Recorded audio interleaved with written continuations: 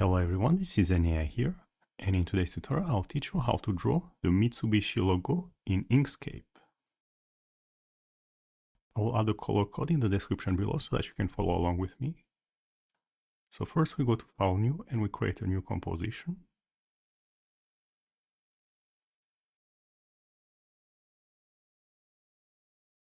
And we make sure that snapping, bounding boxes and other points are enabled.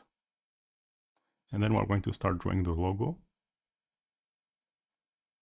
For this logo, we're going to need rhombuses with the top and the bottom angles at 60 degrees and the left and the right angles at 120 degrees. So in order to create such shapes, we take the star polygon tool and we set it to polygon. And we set the number of corners to 3. And then, while holding Ctrl to preserve the proportions, we go ahead and we create a triangle. So this gives us an equilateral triangle, meaning a triangle with 3 equal angles of 60 degrees. So this is what we need.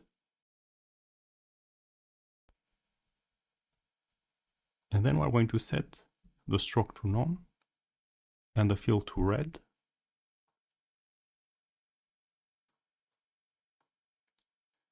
So we have the triangle. Now we are going to turn it into a rhombus. So the way that we are going to do it, we press on Ctrl D to duplicate. And then we flip it vertically. And we move the duplicated triangle downwards while holding Ctrl to keep it on a straight line until it snaps to the first triangle. And then we select both triangles. And we go to Path and Union to merge them together into a rhombus. So now we have our first rhombus. To create the 2 other rhombuses, we click on the rhombus and we position the rotation center at the bottom of the rhombus. And then we go to the transform panel. If you don't have it, you can find it here. And then we select rotate. We press on Ctrl D to duplicate the rhombus.